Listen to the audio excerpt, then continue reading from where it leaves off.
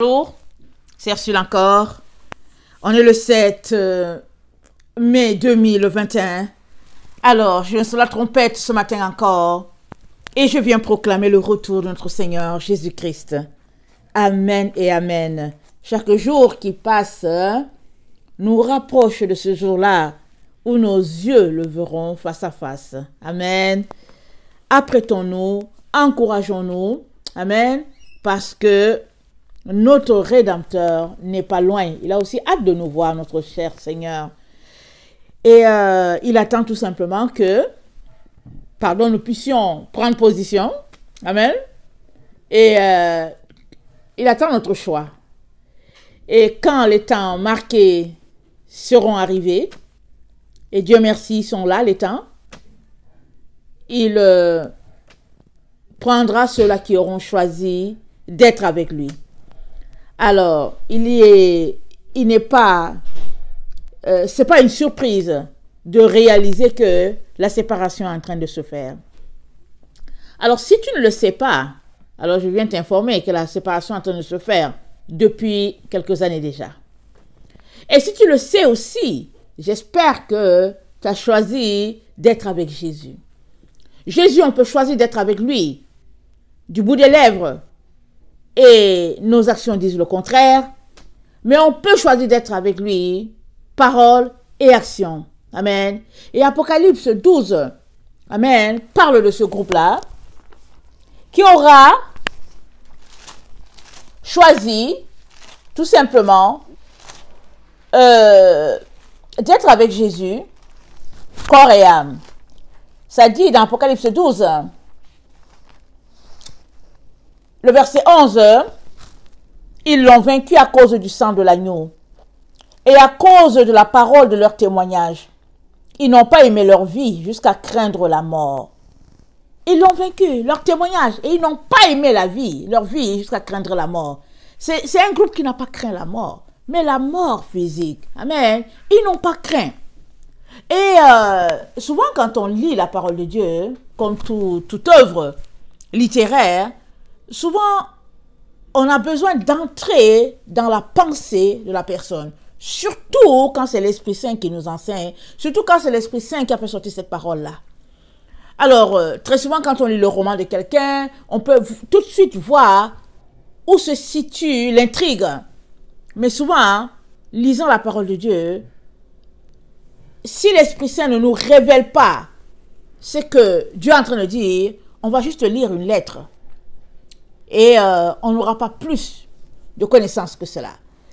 Et donc, le Seigneur, donc, en ce jour, vient nous parler, amen, d'avoir l'intelligence des temps. Amen. C'est le sujet de ce matin.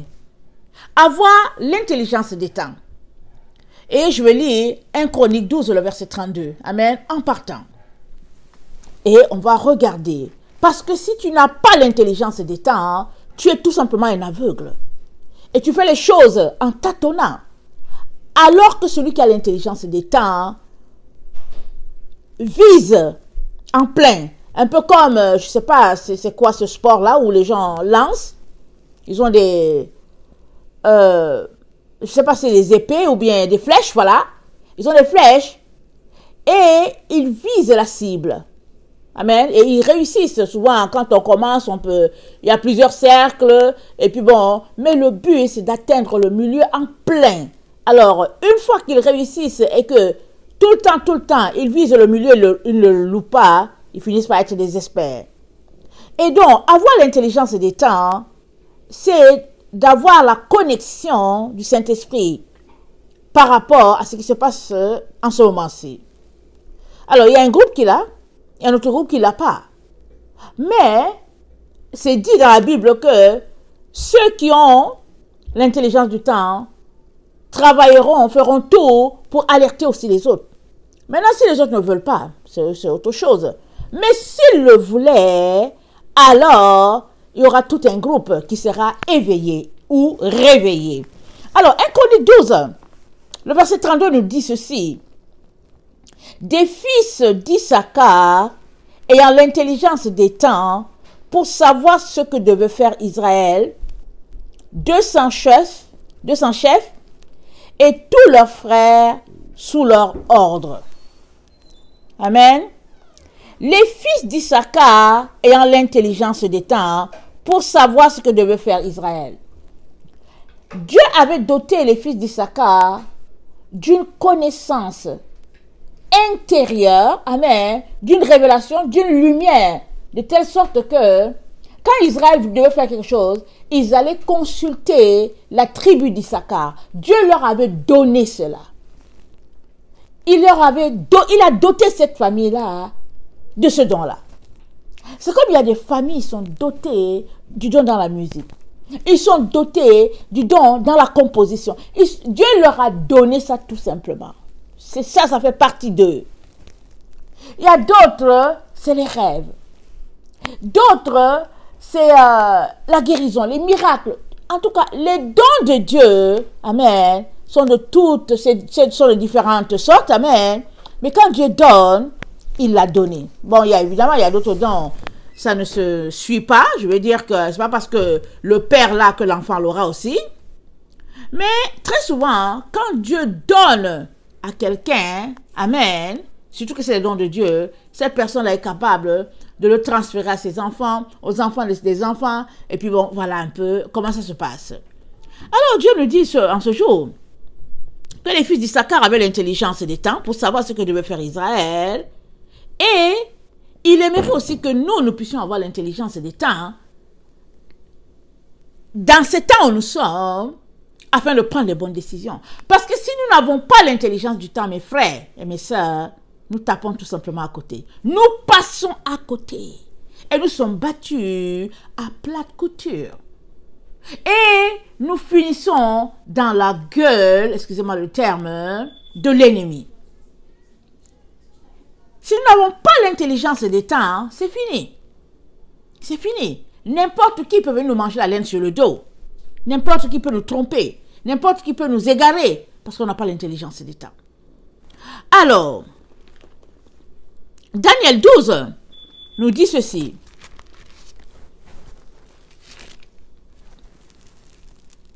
Daniel 12.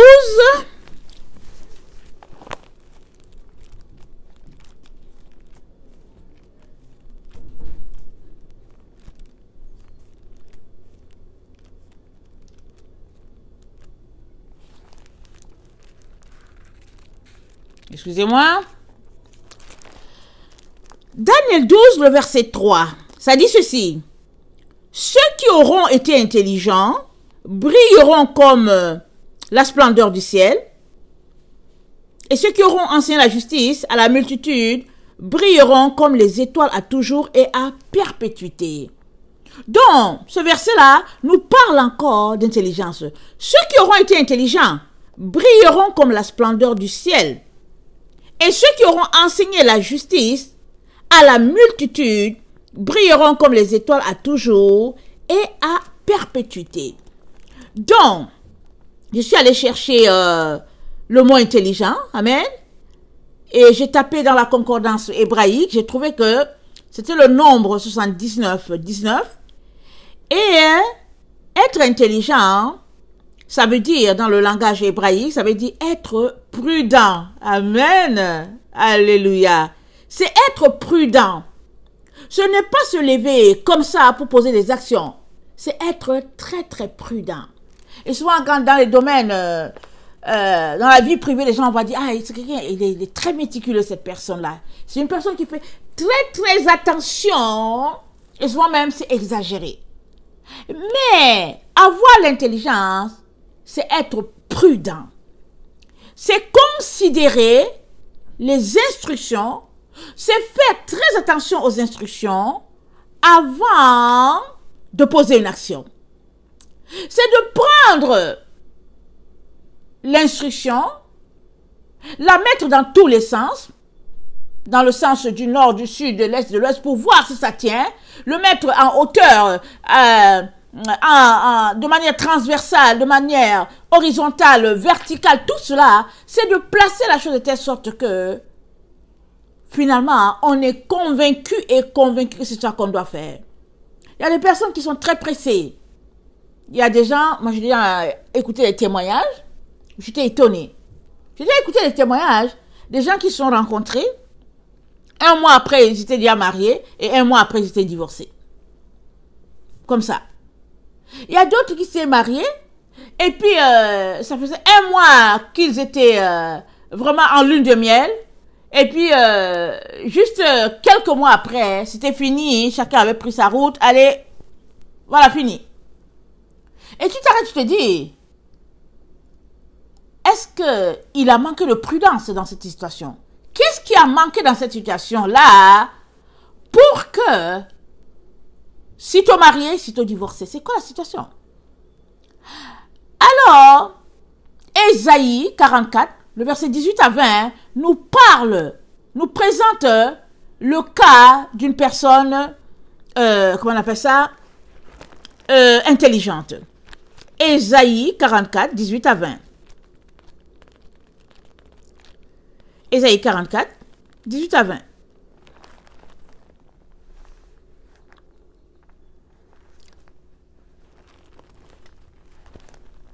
Une personne qui n'a pas été intelligente. Ils n'ont ni intelligence, ni entendement, car on leur a fermé les yeux pour qu'ils ne voient point. Ah là là. Ils n'ont ni intelligence, ni entendement. Les yeux ne voient pas, les oreilles n'entendent pas. Et voilà ce que Ésaïe dit. On leur a fermé les yeux pour qu'ils ne voient point. Il parle de quoi? Les yeux spirituels. Tes yeux spirituels sont-ils fermés? Parce qu'avoir les yeux spirituels fermés, ce n'est pas être malvoyant, ce n'est pas être celui qu'on appelle aveugle. Avoir les yeux spirituels fermés, c'est d'être là, de regarder avec tes yeux, mais de ne rien comprendre à ce qui se passe. Généralement, les gens qui sont portés dans les films, ils ont les yeux spirituels fermés. Parce que te connecter à Hollywood, ça te rend un aveugle spirituel. Et pas à peu près. Parce que tu es porté à regarder les choses du monde, si bien que la connaissance spirituelle t'est fermée. Parce que Dieu ne jette pas les choses saintes au pourceau. Lui-même l'a dit. Il a dit, ne jetez pas vos perles au pourceau. Alors si Dieu l'a dit, c'est que c'est aussi pratique dans sa vie.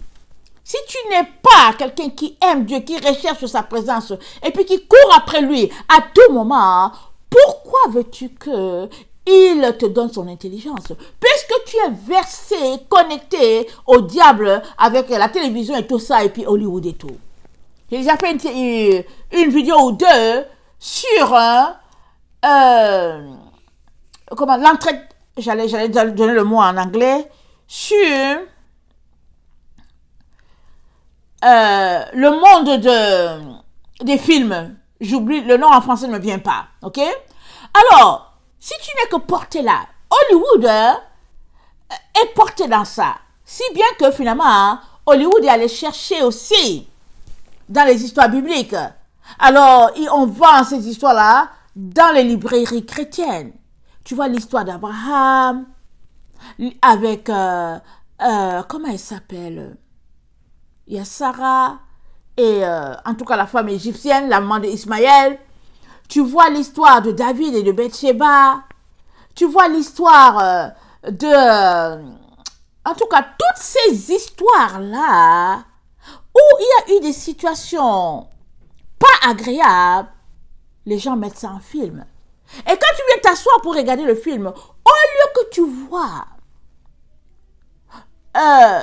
l'abomination, l'horreur qui est dedans et que tu te mettes à pleurer sur un tel type de péché, tu regardes et puis tu élèves le péché finalement. Et tu dis, oh non, mais c'était bon, c'est pas possible. Qu'est-ce qui était bon? L'histoire où Abraham s'est retrouvé avec Agar, l'histoire où David s'est retrouvé avec Bathsheba, est-ce que c'est ça qui est bon? Ou bien est-ce que c'est la séduction qui est dedans, qui est bon, qui fait que finalement, tes antennes, tes cellules, chaque cellule de ton être est enflammée à cause de la séduction qui s'y trouve. Parce que c'est très important que tu reconnaisses l'état de ton âme. Qu'est-ce que tu trouves de bon dans le film? Il est important que tu t'arrêtes, que tu te poses la question, mais c'est quoi qui est le bon dedans? C'est quoi? Pour qu'à la fin, tu sois tellement content que tu t'en vas aussi essayer avec ta femme ou ton mari, ce que vous avez vu. Puisque aujourd'hui, les chrétiens s'asseyent devant l'industrie de la mode, ils s'asseyent devant la télévision, pardon, et puis ensemble, ils se tiennent la main et ils ont consentement à pécher. Il faut que je le dise comme ça. Ils disent que ouais, c'est vendredi, c'est samedi, c'est un temps de famille. Et puis après, ils vont dire aux enfants, oh les enfants, allez-y, c'est un temps pour papa et maman. Et ils se tiennent la main, ils sont assis là, l'un proche de l'autre. Et puis ils disent qu'ils regardent un film, mais au fait, ils ne sont pas en train de regarder un film. Ils sont en train de s'accorder pour dire, écoutez, comme on est à deux et qu'on est mariés, on peut pécher. C'est ça qu'ils sont en train de dire. Voilà là où les enfants de Dieu sont rendus. Comment auront-ils l'intelligence que le Saint-Esprit donne? Comment? Puisque finalement, pour être unis, pour avoir un temps ensemble, il faut se connecter à Hollywood. Et puis finalement, quand on finit de regarder tout ça, on se dit, bon, que c'était un temps ensemble. On s'en va aussi essayer la même chose. Abomination. Abomination. Car on leur a fermé les yeux pour qu'ils ne voient point et le cœur pour qu'ils ne comprennent point. Il ne rentre pas en lui-même. Aïe. Waouh. Rentrer en soi-même. Est-ce que ça te revient encore? Tu as tellement péché que finalement ça ne te dit plus rien. Est-ce que tu es capable de rentrer encore en toi? Et il n'a ni intelligence, ni le bon sens de dire, waouh, il n'est pas capable de rentrer en lui-même. Il n'a plus d'intelligence. Il n'a pas le bon sens. Ça, c'est un mot qu'on aime utiliser à Québec ici. Ça n'a pas de bon sens. Il n'a pas le bon sens pour rentrer en lui-même, pour dire, est-ce que c'est correct ce que je fais? Il est là-dedans. J'ai entendu une personne qui a dit, et j'ai beaucoup aimé cela, ça fait quelques années. Il a dit, quand je vais regarder un film, quand je vais choisir un film pour regarder avec mes enfants, si c'est écrit, interdit, au moins de 13 ans, je dis ce n'est pas aussi pour moi. Je dis alléluia. Il dit ce n'est pas pour moi. Ma femme et moi, on ne regarde pas. Si c'est dit, interdit au moins de 13 ans, on ne regarde pas. Parce que c'est quoi que tu as mis dedans qui fait qu'un enfant de 12 ans, 11 ans, 10 ans ne peut pas regarder? Qu'est-ce que tu as mis dedans? Cette chose-là que tu as mis, que tu dis à l'enfant de ne pas regarder, c'est parce que c'est mauvais. Et on est déjà rendu au point où on ne sait même plus s'il y a encore des interdits sur les films. Alors, si ce sont ces choses-là que tu regardes, comment peux-tu aussi avoir l'intelligence de Dieu? Comment on appelle ça? La révélation de Dieu, c'est, je sais pas, j'ai le mot en anglais, mais je n'arrive pas à avoir le mot en français. Je n'arrive pas. Le inside, en anglais on dit inside, c'est à l'intérieur là-bas, là. C'est ça. Ce qui est révélé là, à l'intérieur. Je sais pas comment. En français, peut-être qu'on va dire le discernement. Peut-être c'est le discernement, disons. Alors, il dit, il n'a ni intelligence, ni bon sens de dire, j'en ai brûlé une moitié au feu, j'ai cuit du pain sur le charbon, j'ai rôti de la viande et je l'ai mangé, et avec le reste, je ferai une abomination. Ça dit qu'il est cuit dans la séduction, l'égarement, l'abomination. Il ne revient pas en lui-même pour dire ce n'est pas correct ce que je suis en train de faire. Comment ça veut dire que je suis en train d'offrir ça à Baal? Et comment ça veut-il encore que je vais aller manger? Comment ça veut-il que je peux me tenir devant ça? Comment ça veut-il que je suis fils du Dieu d'Abraham? Mais comment hein? Non. Et dans notre génération où on nous a éduqués, élevés à la Laodicée, tout nous est permis. On fait tout comme on veut, quand on veut. Les habits déchirés, vraiment exposés, et puis, c'est difficile. Tu regardes quelqu'un, tu te dis, mais attends, c'est quoi? On dit, oh non, mais tu sais, en fait, elle est enceinte et il fait chaud, c'est pourquoi son ventre est dehors. Dans le fond, c'est pas son ventre, c'est le ventre là, c'est le bébé. J'ai dit, mais voyons donc. C'est pas son ventre, c'est pas le ventre de la femme. Le ventre là, c'est rond, gros comme ça là, c'est parce que c'est le bébé et comme il fait chaud, il faut qu'elle expose son ventre. Voilà là où l'humanité est rendue. Mais pire, ça c'est dans l'église. Et les gens vont te dire, ne me juge pas. Et d'autres vont dire, elle est trop sévère. J'ai l'étiquette, ne vous inquiétez pas. J'ai l'étiquette d'une personne qui est dure. Et le Seigneur m'a dit, tu n'as pas encore été dur. Tu n'es pas suffisamment dur. Tu n'as pas encore fait sortir ce que j'aimerais que tu sortes. Mais j'ai l'étiquette d'être dur. Juste parce que je nous intéresse à nous remettre en question parce que notre Dieu est un feu dévorant. Notre Dieu, béni soit son nom éternellement. Béni soit le nom de ce Dieu-là qui a eu compassion de nous. Il nous a sauvés par grâce, par pure grâce. Nous qui étions des pécheurs. Il est descendu lui-même, sous forme humaine. Dieu, sur la terre, sous une forme humaine. Pour nous reconnecter au Père. Voilà ce qu'il a fait. Mais nous, on trouve que, non, c'est trop. Il ne faut pas exagérer quand même. Mais il faut quand même qu'on dilue un peu ce qu'on dit. Et puis après tout, comme on s'est tellement plaint, alors l'ennemi nous a dilué les choses. Il nous a envoyé les francs-maçons, les rosicruciens, dans nos églises, ils sont remplis là-bas, et puis ils enseignent. Ils nous disent comment se comporter, et puis bon, ils sont là, et puis bon, voilà. Voilà, c'est eux, les francs-maçons. Infecter toute la terre, toute la maison de Dieu, voilà où nous sommes rendus. Alors, si tu n'es pas capable de réaliser que dans les enseignements que tu écoutes, que tu suis, dans peu importe l'église, il y a de la franc-maçonnerie qui est infiltrée, comment vas-tu voir que toi-même, il te manque, que ton intelligence a besoin d'être renouvelée? Comment vas-tu réaliser que ton intelligence a besoin d'être renouvelée par la véritable parole de Dieu, par sa véritable doctrine? Parce que toutes ces choses-là qui se sont infiltrées dans l'église de Jésus-Christ, ce sont des ténèbres. C'est de l'obscurité. Alors, ténèbres, obscurité, couche de noirceur, c'est la séparation d'avec Dieu. Ça nous sépare de Dieu. Dieu, il n'est que lumière. Intense. Et si tu dis que tu es son enfant, tu es appelé à marcher dans la lumière, à vivre dans la lumière, à refléter la lumière, à être le reflet de sa gloire. C'est pas grave si les gens disent que tu es dur, c'est pas grave, laisse-les.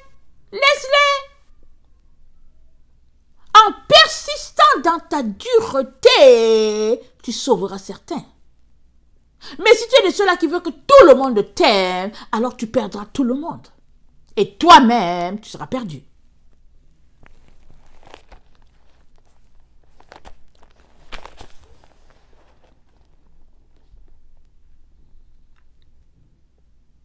Je me prosternerai devant un morceau de bois. Il se repaît de ses cendres, son cœur abusé l'égard, et il ne sauvera point son âme, et ne dira point, n'est-ce pas du mensonge que j'ai dans ma main? Imaginez, tellement on a perdu le bon sens, comme on vient de le lire, qu'on ne réalise même pas que on a en main un mensonge. On est soi-même dans un tissu de mensonges, on croit à un mensonge, on persiste à un mensonge, et puis c'est dans ce mensonge-là qu'on espère voir Jésus-Christ. Et Jésus-Christ dit, le fils de perdition vous sera révélé dans le mensonge. Parce qu'ils n'ont pas aimé la vérité qui les aurait sauvés. Dieu leur envoie une puissance d'égarement, afin qu'ils croient au mensonge. Et quand Dieu parle de mensonge là, c'est pas, quand Dieu parle, je veux dire, d'accepter la vérité là, il ne parle pas d'une vérité quelconque, spécifique. Peu importe la situation dans laquelle tu te trouves. Si tu es dans un mensonge, même s'il est petit, même si c'est une petite couche de mensonge, même si c'est un poil, un mensonge du type du poil d'un chien, peu importe. La petitesse du mensonge, si tu ne l'ôtes pas de ton chemin, ce mensonge-là, aussi petit soit-il, t'égarera. te conduira loin de Dieu et te donnera comme leader le fils de perdition, l'antichrist.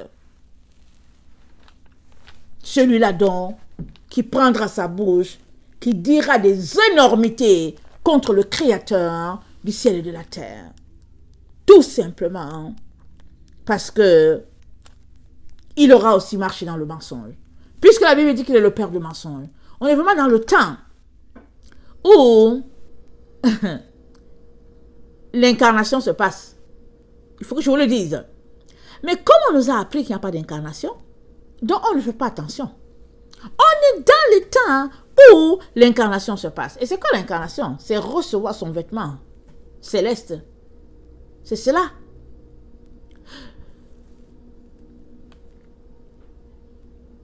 Quand la Bible dit que Jean-Baptiste, c'est le second Élie, qu'est-ce qu'elle est en train de dire? Parce que Jean-Baptiste, c'est Jean-Baptiste, Élie, c'est Élie. Mais quand la Bible dit que Jean-Baptiste, c'est Élie, ça veut dire que Jean-Baptiste a le manteau d'Élie. Ça veut dire que Élie s'est incarné en Jean-Baptiste. C'est ça que ça veut dire. Ça veut dire que le même type d'onction qu'a eu Élie pour agir, c'est le même type d'onction. C'est l'onction du même type qui sera retrouvée chez Jean-Baptiste. Amen. Qui a été retrouvé chez Jean-Baptiste. Et Jean-Baptiste a œuvré dans ce sens-là. C'est ça que ça veut dire. Et quand on dit qu'il y a un troisième Élie qui revient, ça veut dire que le troisième Élie incarnera le premier. Il fera le même type de miracle. Et quand les gens disent que, ah non, mais c'est plutôt Moïse qui viendra parlant du messager de la fin, alors on est en train de dire que le messager de la fin incarnera Moïse, c'est-à-dire qu'il fera les mêmes types de prodiges qu'a fait Moïse devant Pharaon, mais le messager de la fin va le faire sur toute la terre. Voilà ce que ça va s'entendre dire. Alors si tu es donc conscient de cela, amen, tu devrais faire très attention. Parce que si ça peut se faire dans un sens, pardon, ça peut se faire dans l'autre. Si une personne donnée peut incarner une autre, alors ça veut dire aussi que toi, tu peux te retrouver, par exemple, à... quelle est la personne qui a mal agi que je peux prendre? Tu peux te retrouver et avoir un type d'esprit comme a eu le roi Saül. Quand le roi Saül s'est égaré, qui n'écoutait plus Dieu, amen, un esprit de folie lui a été envoyé. Et pour calmer sa folie, le roi David, amen, le joueur de harpe, en ce temps il n'était pas encore roi, il n'était pas encore sur son trône, le joueur de harpe David venait lui jouer de la musique pour chasser les démons de lui.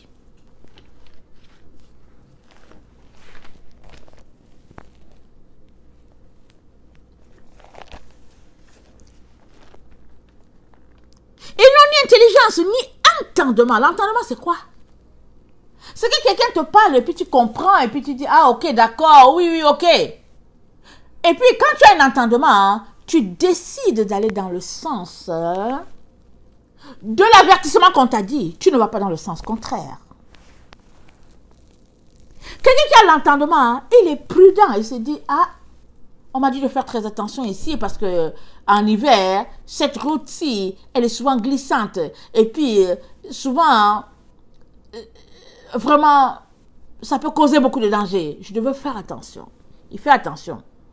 Mais quelqu'un qui n'a pas d'entendement, il va dire, bon, écoutez, vraiment, il ne faut pas exagérer. J'ai des roues d'hiver. Et puis mes roues d'hiver, il y a des crampons dessus. C'est comme des clous. Et puis avec le sel qu'on met sur la route. Et puis bon, voilà. Et puis il va donner toutes sortes d'excuses. Et puis voilà, ça c'est quelqu'un qui n'a pas d'entendement. Et il s'en va. Et si, par hasard, rien n'est arrivé, et que tout est bien arrivé pour lui et que la personne arrive à destination, ce sera grave pour toi qu'il a averti. T'as vu? T'as vu? Tu as failli me faire rater ceci, tu as failli me faire rater cela. Mais si l'avertissement, finalement, ça a donné que la personne ne devrait pas, ah ben, ok, d'accord, et puis, ben, voilà. Mais quand Dieu dit à son enfant d'être prudent, de considérer les instructions qu'il a données, c'est parce que lui, étant le créateur, lui étant le père, lui étant le maître des temps et des circonstances, sait exactement quand il va déclencher les choses. Alors il nous dit d'être prudent. Amen. Et il nous demande d'avoir l'intelligence des temps dans lesquels nous sommes, parce que plusieurs ne l'ont pas. Et quand tu l'as pas, quand tu n'as pas l'intelligence des temps, tu fais ce que tu veux. Surtout si tu as été éduqué, ou bien si tu as pratiqué de faire ce que tu veux. C'est étonnant comment notre génération, on fait ce qu'on veut. Ah non, non, on fait ce qu'on veut. On va dire, mais qui est-il? Qui est-elle pour me dire de parler dans ce sens? Elle se prend pour qui? Et quand c'est le professeur qui parle aux étudiants, hein, gardez vos cellulaires, je vais le confisquer et tout. L'enfant va dire, ok, on va voir. Il prend le cellulaire, il met sur la table et il va dire, on va voir. Surtout si c'est une femme, surtout si le professeur est jeune. Supposons qu'on a un professeur autour de 25 ans et on est autour des jeunes adolescents, 14, 15, 16. Alors ils vont faire ça, ils vont dire, on va voir ce qu'elle va faire. Et si le professeur dit ça, c'est parce que le professeur veut que l'enfant comprenne que il faut ranger la chose. C'est tout ce que le professeur veut. Mais puisque l'enfant est entêté, alors l'enfant veut provoquer. Il veut amener l'histoire loin. Alors, supposons que le professeur confisque maintenant le cellulaire. Maintenant, les parents vont s'y mettre. Tu as confisqué le cellulaire de mon fils et puis parce que c'est leur fils. Mais s'ils étaient des parents qui laissaient de côté le fait qu'il y avait des émotions liées à la relation fils, s'ils laissaient ça de côté, qu'ils allaient voir en profondeur qu'est-ce qui s'est passé, ils ne soutiendraient pas leur fils. Ils s'excuseraient devant le professeur pour dire, Madame, nous sommes désolés pour son attitude. Et maintenant, si le professeur veut, il remettrait le cellulaire aux parents. Mais des parents qui ont appris à leur enfant à manquer de respect, d'entendement, ils vont perpétuer une telle attitude, amen, aussi à l'école, ces enfants-là. Parce que ça vient de la maison. Donc, le Seigneur nous intéresse, amen, à être prudent. Et être prudent chez Dieu, ça veut dire être intelligent. Alors, lisons Daniel 11, le verset 33 à 35. Daniel 11, excusez-moi.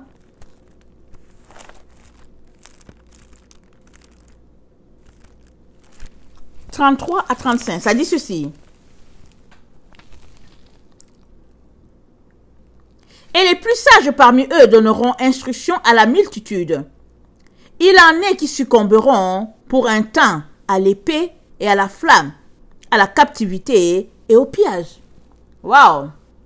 Il y en a qui succomberont dans notre groupe, dans notre temps, il y en a qui succomberont. Quand Daniel parle, c'est sur toute la terre, bien sûr. Ce n'est pas juste limité au Canada ou aux États-Unis. C'est sur toute la terre. Là où quelqu'un lit la parole de Dieu, c'est dit, il y en a qui succomberont. Et ce n'est pas parce qu'ils n'ont pas reçu instruction, mais c'est dit, ils succomberont pour un temps à l'épée, à la flamme, à la captivité et au pillage. Attendez. Ils succomberont, mais ils ont reçu l'instruction. Amen. Donc, succomber, ça ne veut pas dire que on a perdu le nord ou bien on a perdu la direction. Succomber, c'est tout simplement que, ben, voilà, c'est fait que, ben, la personne va succomber et puis, c'est dit dans Apocalypse 13.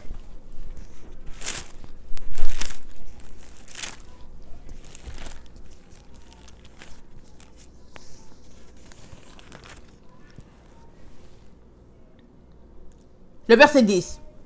Si quelqu'un mène en captivité, il ira en captivité. Si quelqu'un tue par l'épée, il faut qu'il soit tué par l'épée. C'est ici la persévérance et la foi des saints. Amen. Là où nous sommes, c'est déjà déterminé comment nous allons mourir. C'est déjà déterminé.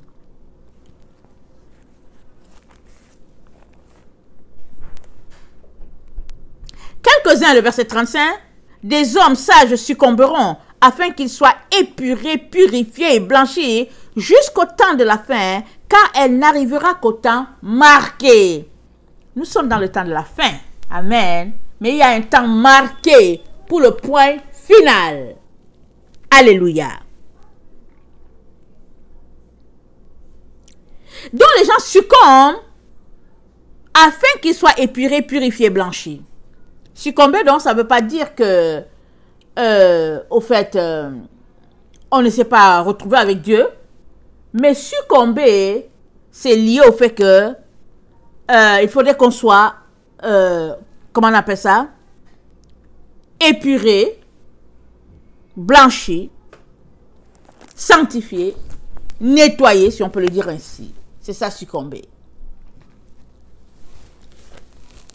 Apocalypse 14, 1 à 5. Je regardais et voici l'agneau se tenait sur la montagne de Sion et avec lui 144 000 personnes qui avaient son nom et le nom de son Père écrit sur leur front. J'entendis du ciel une voix forte, une voix comme un bruit de grosses eaux, comme le bruit de grand tonnerre, et la voix que j'entendis était comme celle des joueurs de harpe jouant de leur harpe. Et ils chantent un cantique nouveau devant le trône et devant les 4 êtres vivants et les vieillards. Et personne ne pouvait apprendre le cantique si ce n'est les 144 000 qui avaient été rachetés de la terre. Ce sont ceux qui ne se sont pas souillés avec les femmes, car ils sont vierges, ils suivent l'agneau partout où il va, ils ont été rachetés d'entre les hommes comme des prémices pour Dieu et pour l'agneau. Et dans leur bouche, il ne s'est point trouvé de mensonge, car ils sont irrépréhensibles. Amen. Alors, les 144 000, sont-ils sur le mont Sion vivants, ou bien sont-ils là, ceux qui sont morts, qui se sont retrouvés là-bas sur le mont Sion? Comment sont-ils? Dans quel état sont-ils là-bas sur le mont Sion? Je veux dire, est-ce qu'ils ont quitté cette terre-ci là, vivants, comme toi et moi là, nous sommes là, je suis en train de te parler, je suis vivante. Alors, ceux qui sont sur le mont Sion, et je pense que nous y serons, toi et moi, mais sommes-nous là-bas vivants? Ou sommes-nous morts? C'est-à-dire, sommes-nous là-bas sur le mont Sion après la résurrection des morts sur la terre ici? Bonne question, n'est-ce pas? Je me suis toujours posé la question sur les héros qui sont retrouvés là sur le mont Sion. Amen. Je me suis toujours posé la question. Et Dieu est tellement bon, amen, il est tellement merveilleux que il m'a donné l'intelligence de comprendre ce qui se passe au fait. Alors, je viens vous partager un rêve que j'ai eu cette nuit. Et suite à ce rêve, donc, Dieu a démêlé dans mon esprit plein de confusion. Amen. Alors, en 2004, j'avais fait un rêve qui m'a secoué, ça m'a secoué, vraiment. Et dans mon rêve, on n'était pas dans cette maison-ci, amen, c'était on venait d'avoir la maison, et on était là-dedans, vous savez, on vient d'avoir la maison, tu viens de quitter l'appartement, tu as la maison, tu es excité, tu es heureux, en tout cas, tout est bien. Et Dieu me donne un rêve qui est venu envoyer un voile de tristesse, de questionnement, et vraiment, mais je bénis le Seigneur de ce qu'il m'a donné ce rêve-là. Et je pense que le rêve était d'appoint. Parce que quand on quitte l'appartement, qu'on va dans une maison, on est content, on est excité, et puis ben voilà, on peut se dire on est arrivé, ou bien je sais pas quoi. Le Seigneur m'a donné ce rêve-là. Pour me rappeler qu'on est dans le temps de la fin, au fait. Et ça, c'était en 2004. Et on est en 2021. Amen. Alors, dans mon rêve, donc, les gens sont venus cogner à la porte, et c'était des talibans, si on c'était les musulmans. Voilà. Et ils assuraient l'ordre désormais en Occident. Ils étaient partout. Ils avaient envahi l'Occident. Et ils cognaient à chaque porte de chaque maison pour savoir de quel bord on était. Il y avait 3 côtés. ceux qui ne sont pas chrétiens, ceux qui sont chrétiens et ceux qui doivent mourir pour Jésus. Il y a des gens de ma maison qui sont sortis pour se placer. Et puis, mais moi, je parlais, je voyais la scène en fait. Mes yeux voyaient. Vous savez, le narrateur, c'est un peu ça, la personne qui raconte les choses. Alors, j'ai dit, amen, à mon mari qui était à l'extérieur, je lui ai dit de se placer à l'endroit de ceux qui doivent mourir pour Jésus. J'ai dit, c'est là notre place, c'est là que nous devons nous placer. Et je suis sortie de là avec vraiment beaucoup de pleurs et puis tout ce qu'on peut imaginer. Je suis toujours restée perplexe par rapport à ce rêve-là. Et j'ai fait un autre rêve cette nuit. Parce que, vous savez, on est tous dans l'Apocalypse. Dans les temps dans lesquels nous sommes, on est dans l'Apocalypse. On peut choisir de ne pas y penser du tout, mais ce serait... La sagesse, amen, veut que vraiment un enfant de Dieu soit toujours dans l'Apocalypse pour savoir comment les choses se passent. Et puis, Seigneur, où sont les nœuds? Et puis, aide-nous à saisir. Alors, cette nuit, le Seigneur me replonge dans cet ancien rêve-là que j'ai fait en 2004. Et les gens sont venus cogner encore aux portes des maisons.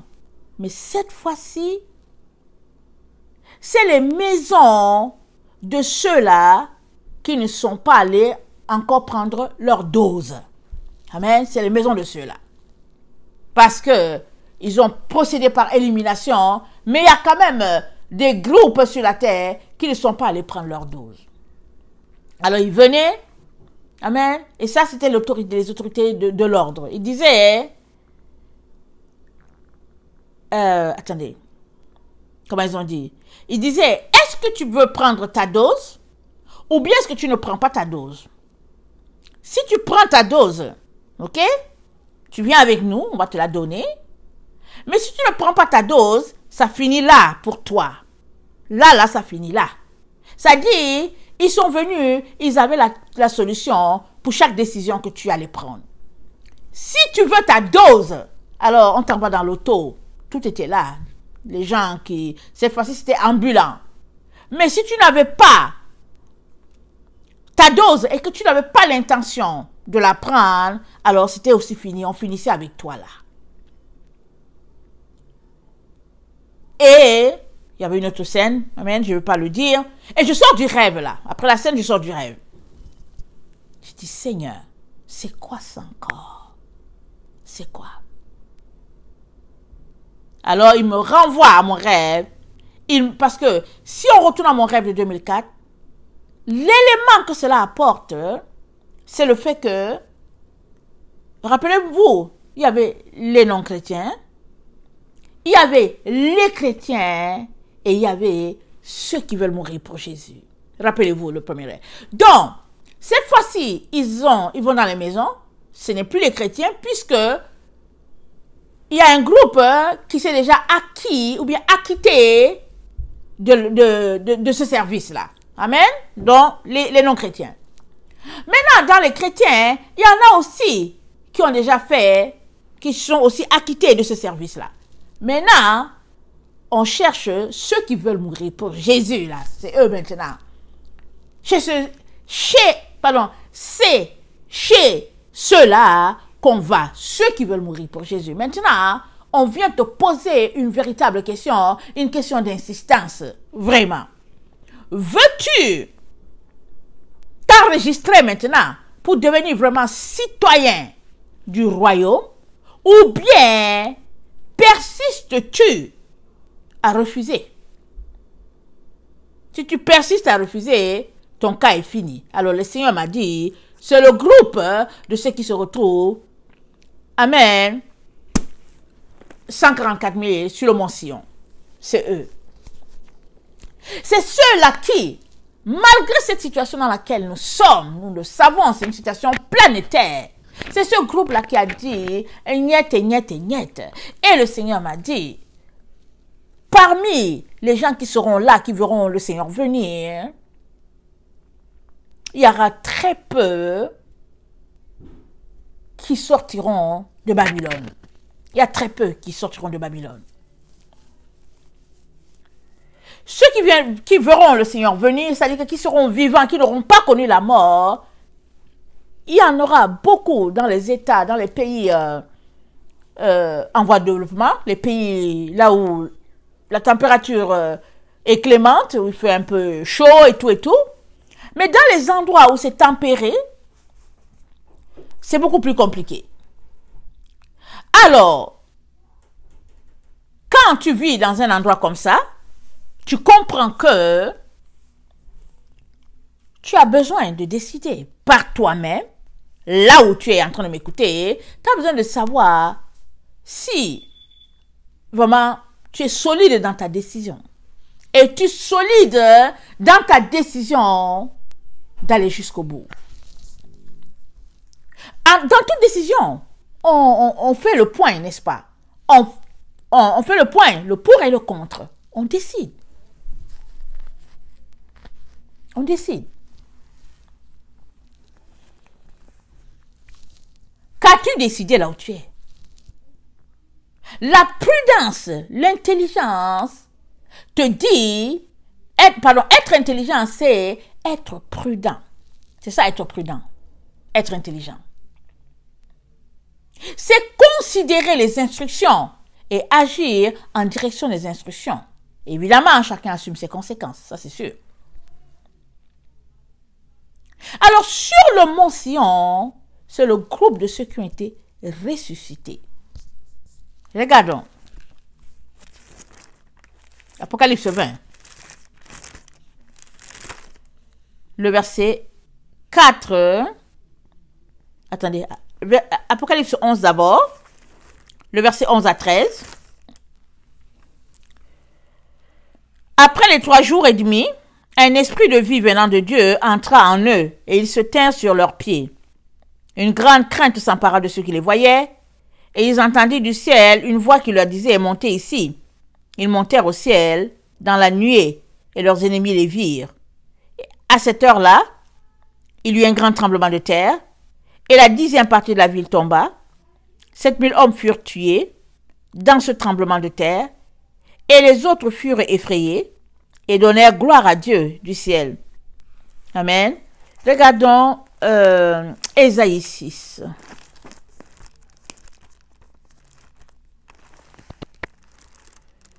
Ésaïe 6 est fortement lié à cette partie-ci. Ésaïe 6, le verset 10. Rends insensible le cœur de ce peuple, endurcis ses oreilles.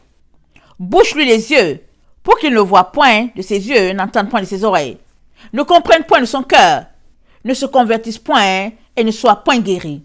Je dis, jusqu'à quand, Seigneur? Il répondit, jusqu'à ce que les villes soient dévastées et privées d'habitants. Les habitants sont où? Ils ont fui. Jusqu'à ce qu'il n'y ait personne dans les maisons et que le pays soit ravagé par la solitude.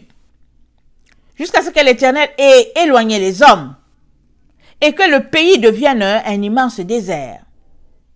Et s'il y reste encore un 10e des habitants, ils seront à leur tour anéantis.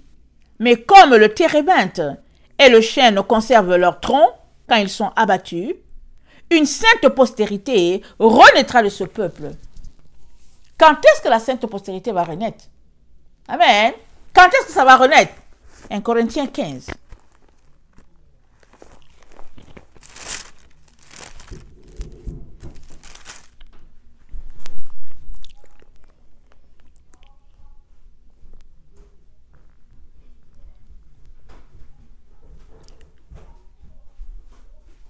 Voici, je vous dis un mystère. Nous ne mourrons pas tous, mais tous nous serons changés. En un instant, en un clin d'œil à la dernière trompette, la trompette sonnera et les morts ressusciteront incorruptibles et nous serons changés. Nous ne mourrons pas tous. Amen. Nous ne mourrons pas tous. Mais à l'endroit, il y a un endroit précis où les choses vont se dérouler. Le Seigneur nous parle de Babylone. Le fief de Babylone. Les choses vont se dérouler là-bas. Et nous comprenons que quand Apocalypse 11 nous parle d'un tremblement de terre, où il y a eu 7000 personnes, nous comprenons que c'est le fief de Babylone. Tout se joue à Babylone. Rappelons-nous, le Seigneur, l'Éternel Dieu, il vient de Bozra. Il s'élève, il est à Théman. Théman, Bozra, tout ça, c'est les villes d'Édom. Amen. Et ça a trait avec Babylone, parce qu'aujourd'hui, Ésaü, Ismaël, Lot, ils se sont tous retrouvés contre Israël. Amen. Et puis, ils œuvrent, ils combattent Israël. Amen. Donc, l'Éternel vient de Théman, il vient de Bozra, alors il déclenche les hostilités à Babylone, et nous comprenons que là, dans ce fief-là, ça va chauffer. Tous ceux-là qui voudront garder leur foi, le flambeau allumé, le garderont en quittant cette terre. Ils se tiendront debout pour leur foi, d'un seul cœur avec leur Seigneur. Alors, car il faut que le corruptible revête l'incorruptibilité et que ce corps mortel revête l'immortalité. Lorsque ce corps corruptible aura revêtu l'incorruptibilité et que ce corps mortel aura revêtu l'immortalité, alors s'accomplira la parole qui est écrite aux morts. Pardon, qui est écrite. La mort a été engloutie dans la victoire.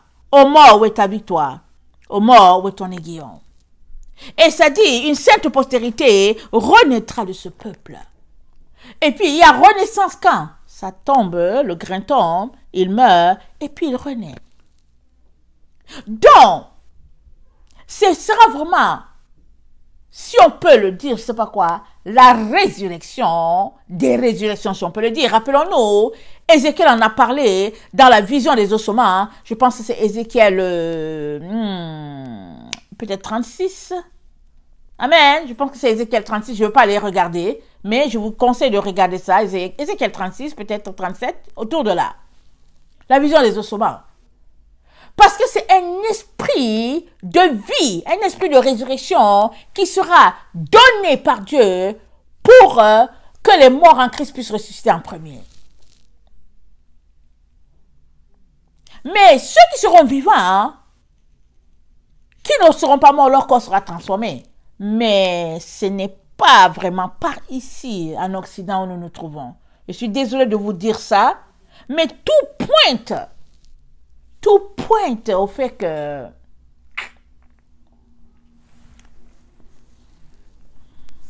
s'il y a des vivants, alors ils seront cachés dans des grottes, dans des cavernes.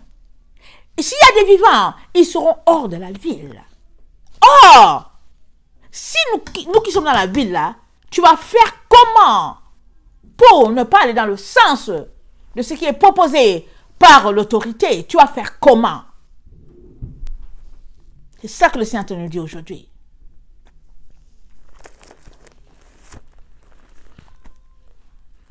Apocalypse 20, le verset 4 à 6.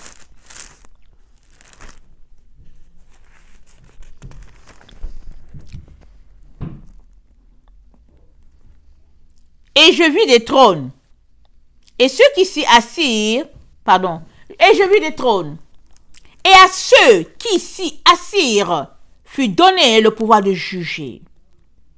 Et je vis les âmes de ceux qui avaient été décapités à cause du témoignage de Jésus et à cause de la parole de Dieu, et de ceux qui n'avaient pas adoré la bête, ni son image, et qui n'avaient pas reçu la marque sur leur front et sur leurs mains. Ils revinrent à la vie et ils régnèrent avec Christ pendant 1000 ans. Regardez. Ils avaient été décapités à cause du témoignage de Jésus. Et à cause de la parole de Dieu. On a lu Apocalypse 12. Je pense le verset 11, c'est dit, ils l'ont vaincu à cause du sang de l'agneau et à cause de la parole de leur témoignage. Ils n'ont pas aimé leur vie jusqu'à craindre la mort. Pour se retrouver sur la montagne des Sion, il faudrait faire partie des gens qui ne craignent pas la mort, qui ne craignent pas la souffrance dans cette chair-là, sur cette chair-là, sur ce corps mortel-là, ils ne craignent pas. Ils passent plutôt leur temps à bâtir leur corps, qui est le temple du Saint-Esprit. Mais ils ne craignent pas s'il arrivait que ce corps n'est plus. Et ça dit que, et ils avaient rendu témoignage, ils ont été décapités à cause de la parole de Dieu, mais aussi, ils n'ont pas adoré la bête, ni son image, et ils n'ont pas reçu la marque sur leur front. C'est notre groupe, c'est notre génération, c'est notre époque. Pour le moment, tout semble timide, tout semble paisible. Ceux qui veulent se plient et ceux qui ne veulent pas disent j'ai le droit. C'est un pays de droit, j'ai le droit. Mais dans un régime totalitaire, il n'y a de droit que celui du gouvernement. Et l'humanité entière est en train d'aller dans ce sens-là. Rappelons-nous le roi Nebuchadnezzar. Rappelons-nous le pharaon. Rappelons-nous le temps de Shadrach, Meshach et Abednego. Comment ils ont été jetés dans la fournaise.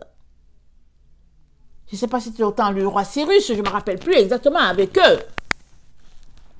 Ou bien c'était le roi Nebuchadnezzar, je ne me rappelle pas. Rappelons-nous ce temps-là. Ce qui les a sauvés, Jésus lui-même, l'ange de l'Éternel, était dans le feu avec eux. Mais dans les temps dans lesquels nous sommes, ça nous a été dit, Apocalypse 13, le verset 7, que notre génération a été livrée entre les mains de l'Antichrist. C'est ça qui a été dit. On va le lire. Et il lui fut donné de faire la guerre aux saints et de les vaincre. Il a été donné à l'Antichrist de vaincre les chrétiens. C'est donné. Et il lui fut donné autorité sur toute tribu, tout peuple, toute langue et toute nation. Il lui a été donné autorité sur nous autres. Tout lui a été donné. Afin qu'il puisse régner dans son temps. Mais il y a résurrection. Alléluia. Il y a résurrection. Paul dit, si quelque chose ne meurt, il ne peut pas revivre. Il faut la mort. Et la chose va ressusciter incorruptible. C'est le principe établi déjà par notre Dieu.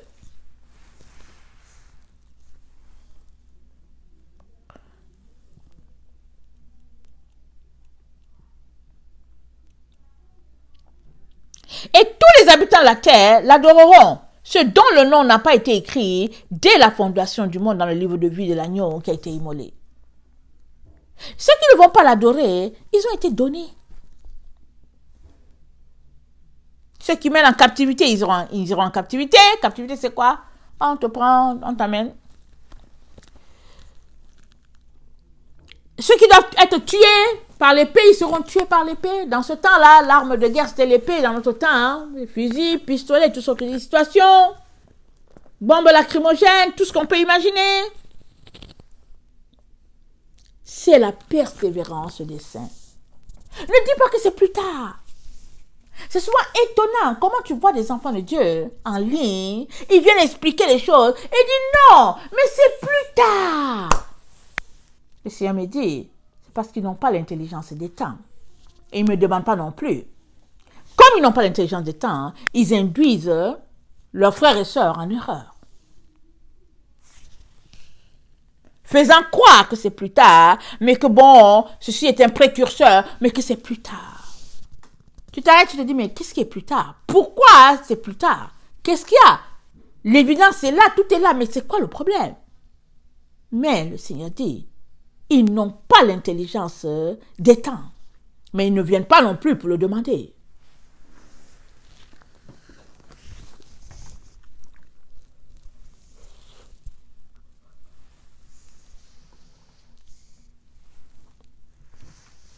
Dans Apocalypse 11, le verset 11 à 12, amen, quand les deux témoins de la fin vont ressusciter, ils ouvrent juste le bal de la résurrection.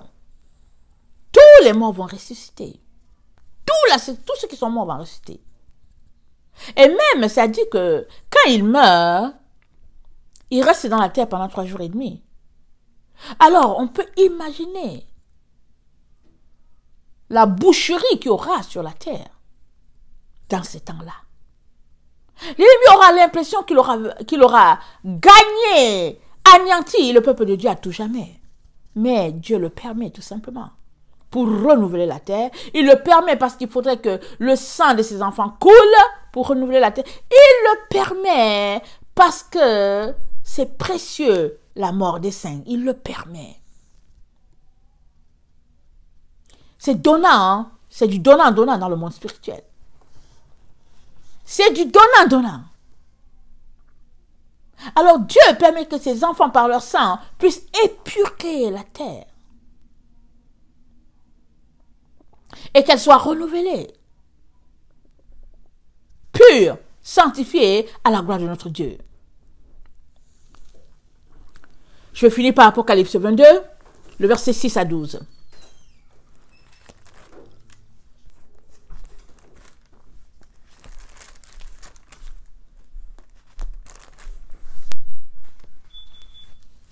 Il me dit, ces paroles sont certaines et véritables. Et le Seigneur, le Dieu des esprits, il me dit, ces paroles sont certaines et véritables. Et le Seigneur, le Dieu des esprits des prophètes, a envoyé son ange pour montrer à ses serviteurs les choses qui doivent arriver bientôt. Et voici, je viens bientôt. Heureux celui qui garde les paroles de la prophétie de ce livre. C'est moi, Jean, qui ai entendu et vu ces choses. Et quand j'eus entendu et vu, je tombais aux pieds de l'ange qui me les montrait pour l'adorer. Mais il me dit, garde-toi de le faire.